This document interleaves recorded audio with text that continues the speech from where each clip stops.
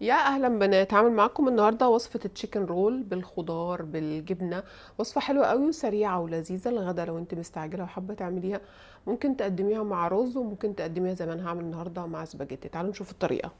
اول حاجه عندي نص كيلو من الفراخ المفرومه، احط عليها معلقه من البقسماط والفلفل الاسود، الملح، عليهم فلفل الوان، بصل مفروم، شويه جبنه موتزاريلا، وكمان عليهم بيضة. وهاخد الخلطة دي كلها اقلبها مع بعضها. انا عايزة الخضار يكون باين فيه كده، الفلفل الالوان يكون باين فيها عشان لما بنيجي نقطعها بيطلع شكلها حلو قوي. فعشان كده انا هقلبهم بايدي مش بالفود بروسيسور. هنا عندي صينية حطيت عليها ورقة خبز وتحتيها ورقة قصدير. هحط الخليط بتاعي ده هنا كده بعد ما قلبته، وانا عايزة اعمله على شكل رول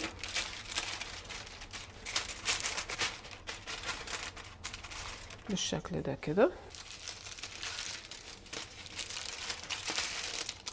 وهلفه كمان بالقصدير كده، وهدخله الفرن لمدة نص ساعة. هفتحها، هدهنه بالباربيكيو صوص وارجعه تحت الشواية يتحمر.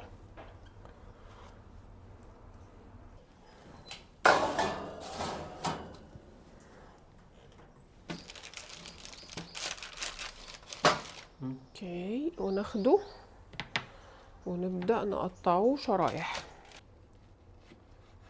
شوفوا تطلع كده. قدموه مع رز، انا حبيت النهارده اقدمه مع سباجيتي. شوفوا بالطريقة دي. لو زهقتي من الطبخ بعد رمضان تعالوا نعمل مع بعض وصفة التشيكن رول. تحضيرها حرفيا ما بياخدش 3 دقايق وبتطلع بالروعة دي.